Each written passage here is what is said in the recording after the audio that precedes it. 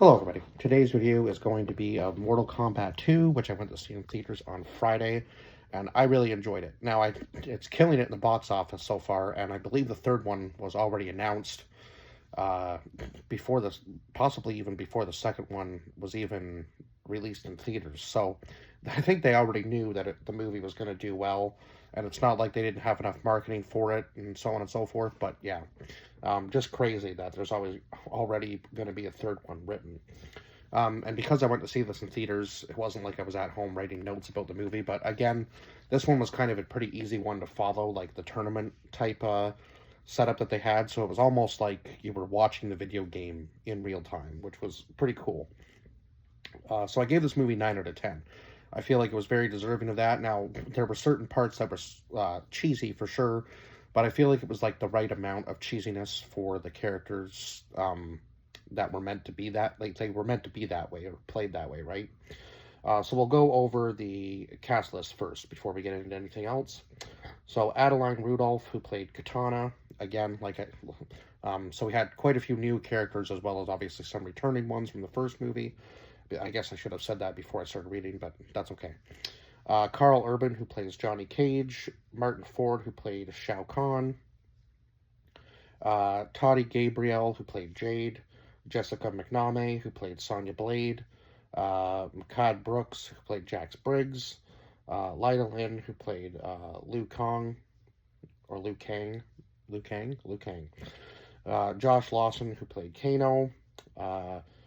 Tadambu Asano, who played Lord Raiden. Chin Han, who played Shang Tsung. And then we had Damon Harriman, who played Quan Chi. Joe Taslim, who played Bihan or Sub-Zero. Hiroki Sanada, who played Hanzo Hashini, or Hashishi, I guess would be how you would pronounce that, or Scorpion. Max Huang, who played Kung Lao. C.J. Bloomfield, who played Baraka, who was a Tarkatan. There, I said it right. Said it right that time because I was recording, but then I realized that I forgot a name in my first go around, so I had to go back. Anna Thu Nayugan, who played Queen Sindel. Desmond Chiam, who played King Jared, and then Lewis Tan, who played Cole Young, who was the main character from the first movie, of course. But this one was more focused, and I was kind of laughing because I was watching like stuff like saying this was going to be much more focused around Johnny Cage, and I would say that yeah, he was like in the forefront, but wouldn't say necessarily that he was like, like it's hard to explain, I guess. Like, yes, he was one of the main characters, and I guess kind of like the quiet hero or like quiet leader of the group, I guess you could say. But also, it was like it was a really big group effort between all of them, right? And of course, like he was part of the story, but he didn't really feel like the movie didn't really feel like it was just like all surrounded around Johnny Cage, which was nice because I feel like they could have really messed that up if they just, focused it on just, having it as just his story, which I don't think he's a powerful enough character to just carry like a movie like that by himself. Now, maybe he is, but I wouldn't say that he was necessarily. I feel like everybody played a part in that, and especially with the tournament type stuff, right? Like everybody kind of almost felt like they were in the forefront. Like everybody had kind of like a main character part. So, because they were battling, right? So it was almost like everybody was more was more was more a staple in this movie than say like the first one where you're like introducing everybody and you have like the one main character who's kind of got to save the day sort of thing. That's what it felt like. But in this one, it kind of felt like everybody was there to save the day, right? So we have Earthworld and Outworld, and then the Netherrealm, which is basically like the Mortal Kombat version of Hell, where obviously Scorpion and Sub-Zero are. And of course, the Outworld is trying to win the tournament, right? So that they can take control of Earthworld or Earthrealm, whatever you want to call it. Yeah, I guess they called it Earthrealm and Yeah, did they call it Earth Realm or Earth World? I guess they must have been calling it Earth World and Outworld. Yeah. So anyway, obviously the good guys are trying to save the Earth from being taken over by the Outworld, right? Which just makes sense. um, Now it's not an easy battle, that's for sure. I guess so. 9 tournaments have taken place so far, and in the 10th tournament, um, obviously whoever wins gets control of both Earthworld and Outworld, which is a crazy thing to think about. And of course, the entire time it's Shao Kahn who is trying to take over. Now, the cool thing about this character was Martin Ford, who played the character, got to do the voice for it as well, which is very rare. I think for when you're playing a character, usually sometimes, a lot of the times I see one person doing the acting and one person doing the voice. But in this one, he got to act and voice the character, which I think is incredible, which um, kind of makes it stand out compared to a lot of films where you have, two people running the same character. Sometimes that can end up kind of sloppy. I'm not saying it always does, but um, yeah, it was just cooler to see everybody being able to voice their own characters in this movie. Like, that was just absolutely incredible. So, of course, we start out with Katana, like, really young, and of course, her father is going to be the one in the 9th tournament to take on Shao Kahn. And of course, he loses, but Shao Kahn is a pretty formidable opponent. And of course, as the movie goes on, and Kano gets resurrected, they find the amulet on him that he stole in the first movie. Now, Kano is one of those characters that I love. Like, he's just uh, like a big talker and just doesn't shut up and just says whatever is on his mind. He does not care. Now, however, he's not really the most trustworthy character of all, for sure. But yeah, he kind of just picks whoever's on the winning side, right? And I can understand why he did what he did in the first movie, because all of his, buddies are essentially kind of like trapped um, from like Raiden's side. They're all like imprisoned and so on and so forth. So I can understand why he went a little crazy and decided to pick the bad side, because he thought, that was going to be the winning side, I guess. With him on it, and obviously stealing the amulet definitely helped, for sure.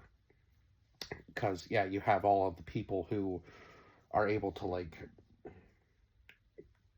use their powers and then like put them into the amulet to like. But essentially, they end up making Shao Kahn immortal, which is completely unfair for the tournament fighting. But unfortunately, yeah, it definitely helps the Outworld win this tournament almost too easily. And of course, they have to go to the Netherworld in order to, the Nether Realm in order to get Scorpion back. And of course, that's when Kano tells Scorpion that Bihan is still alive, and you know that at that point, Scorpion's just going to go absolutely nuts, because Bihan is the reason that his family is dead. And it's crazy that they resurrected Sub-Zero and used him, like Shao Kahn used him in order to keep the amulet safe from Raiden and the rest of them getting it, right? And of course, they end up resurrecting, who was it else that they resurrected as well? Sorry, my bad. They resurrected quite a few people. They ended up resurrecting Katana's mother, just to get information out of her, because she was obviously a good guy, but also playing on the bad side too, and has to make all of the tournament look real, like her keeping Johnny Cage alive and not killing him when she's told. She has to make it like look as legitimate as possible during the tournament. And of course, then her own friend, Jade, ends up betraying her, which is crazy. I would think that, when you feel like you're kind of trapped, I guess, because Jade was kind of feeling the same way, it's almost like it's it's a little wild that she was so loyal to Shao Kahn for so long. And of course, then she travels to the Nether Realm and decides to, I guess she kind of tricked Shao Kahn a little bit, because she kind of seemed loyal, and then as soon as she went to the Nether Realm, she ended up joining with Johnny Cage and the rest of them and defeating Sub-Zero and then destroying the amulet in order to make Shao Kahn no longer immortal so that Katana can kill him. Now, it was fitting that Katana kills him. Do I think she probably would have had as an easy of a time with it as she did in the movie? Probably not. It just seemed almost like as soon as like he became immortal again, it was almost too easy to beat him. And just from the like previous scenes where he was fighting before he even had the immortality, he just seemed like a pretty formidable foe. That's just me. I'm not now. Obviously, Katana has like her own powers too, right? So it makes sense that you know. I guess yeah. She was able to like trick him somehow, and I guess he was maybe a little bit distracted too because he realized that his immortality was gone, so he was kind of like, oh crap, like what do I do now? This isn't going to be as easy for me as it was before. But I mean, he still seemed so strong even before that that it was almost like impossible to beat him even without the immortality. But then obviously with the power, with the immortality power on top of that, he was definitely too strong for anybody to beat. Even Liu Kang couldn't defeat him. And of course, the weapon that he had, I almost think Liu Kang probably could have melted it if he was strong enough. But yeah, unfortunately, Liu Kang dies, and I guess he kind of was at peace with it, obviously, because he's gonna go get his brother back, right? Oh my God, I guess his brother. I guess I must have read.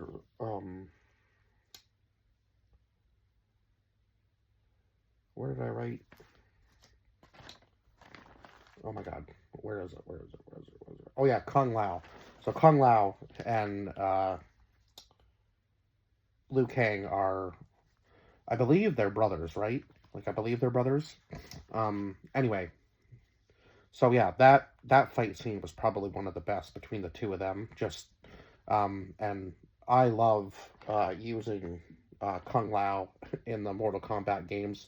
Now he's the one with the like the blade hat, so that was pretty sick watching that in action. And I feel like there was a lot more fighting in this movie than there was even in the first one, and just absolutely like bloody affairs every time there was like a one-on-one fight. I don't know if this one was necessarily quite as violent as the first one, but I feel like the first one was definitely a little bit more, probably because the battles were between Scorpion and Sub-Zero, so it made a little bit more sense they were slightly more violent. But I mean, this movie stuck with it. Like, it did not hold back. When there were violent scenes, it did not hold back on the blood and gore, that's for sure. Like, they definitely went there. Now, I feel like the next movie is going to be even crazier, just based on the fact that Scorpion does not know that Cole is dead. So I feel like when Scorpion finds that out, he's going to go on a serious rampage. And now that he has the powers of hell, or the Netherrealm, basically with him, he's kind of an unstoppable force at this point.